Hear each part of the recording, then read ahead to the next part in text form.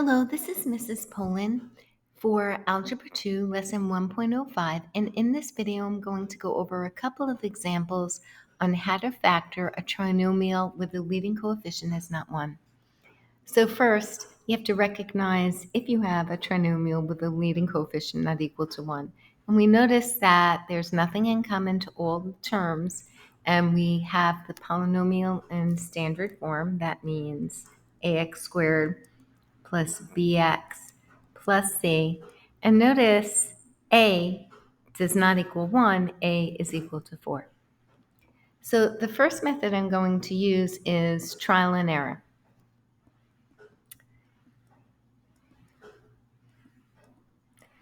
And so what you do is you try to find two numbers that multiply out to 4x squared and whose last two numbers in the last position of the parentheses multiply out to 9. So you have to look at like all the possibilities for 4x squared. It could be 4x and x or 2x and 2x. For 9, it could be 1 and 9, 9 and 1, 3 and 3. And you also have to take into account the signs of the parenthesis. Well, how do you do that? When the sign before the last term is a positive, that means that both signs in the parentheses have to be the same. They're either going to be negative, negative, or positive, positive. In this case, it's going to be negative, negative because the sum of the inner and the outer has to equal to a negative 20. So you could start out with either 4x and x or 2x and 2x. I'm going to try 4x and x. And you don't need to switch the first term like you do with the last term.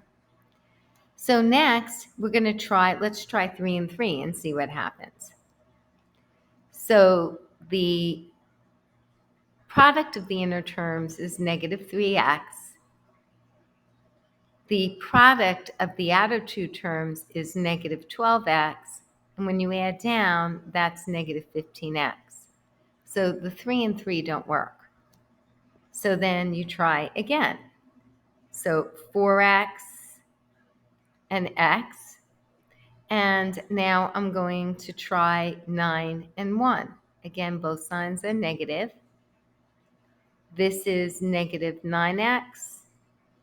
This is negative 4x. Negative 9x and negative 4x is negative 13x. So 9 and 1 doesn't work. So then you'd say, all right, I'm going to keep my cool and I'm going to try 4x and x, but I'm going to switch the position of the 1 and 9.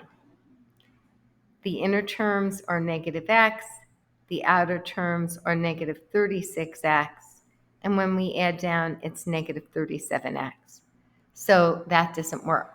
Well, what does that mean? It means that 4x and x is not the term, is not the first term, okay? So I'm going to erase this.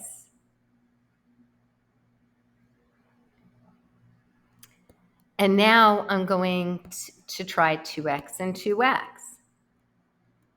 because the other one didn't work. So minus and minus.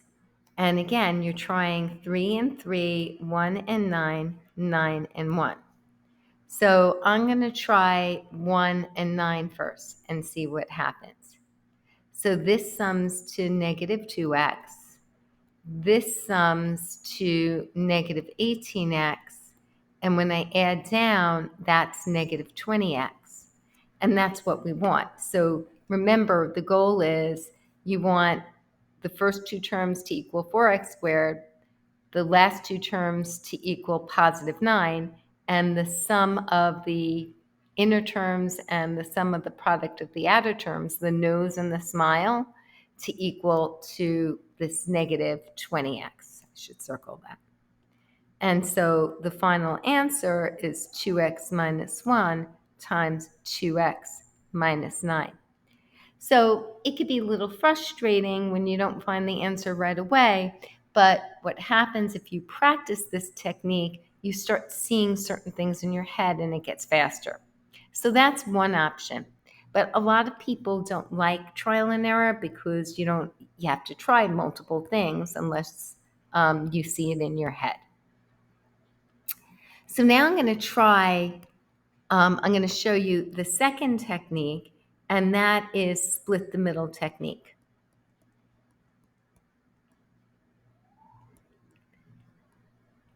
And it's a modification of the grouping and the sum product. So first of all, instead of just looking at the last term for the product, which you're multiplying by, you're actually multiplying the first term times the last term, and in this case, getting positive 36. So think A times C.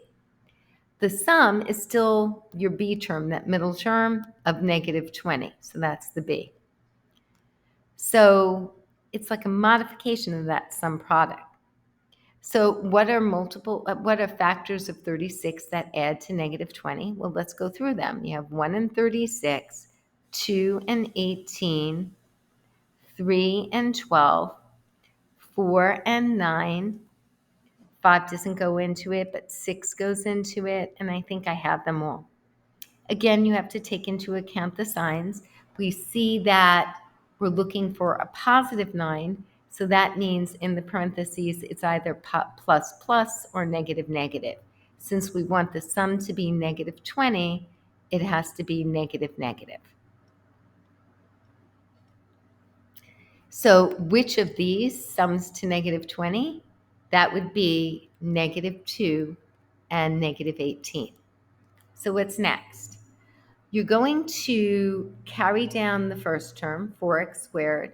You're going to carry down 9, but you're literally going to split up this middle term of negative 20 based on these factors that you just calculated. So instead of being negative 20, you're going to do negative 2x and negative 18x. You're not changing the value of the expression because negative 2x minus 18 is negative 20, but we're just going to represent it differently. You're then going to group the first two and the second two. The GCF of the first group is 2x. When I factor it out, I'm left with 2x. 2x divided by 2x is minus 1. Now I look at the second two. The second two, I see that I have a common multiple of 9. Because I don't want that negative in the first parenthesis, I'm also going to factor out the negative 9. Negative 18x divided by negative 9 is 2x. 9 divided by negative 9 is minus 1. Notice I now have a common binomial, and we're going to treat that as a GCF. I'm going to factor out the 2x minus 1. I'm then, in essence, going to divide this term by the 2x minus 1. So I'm just going to write it here, though really you don't want to do that, just in your head. So 2x minus 1 times 2x minus 1, that would just leave 2x, right, the 2x. And if I take this term, that whole thing, and divide it by 2x minus 1, I'm left with negative 9, right? Maybe I'll highlight that and it will be easier for you to see. That's what's left over. But you really shouldn't be showing like this division stuff. I'm only doing it just so to give you a sense of what's happening. Notice we get the same answer. And I'm going to make another video of problem number 8 so you see another way of doing it.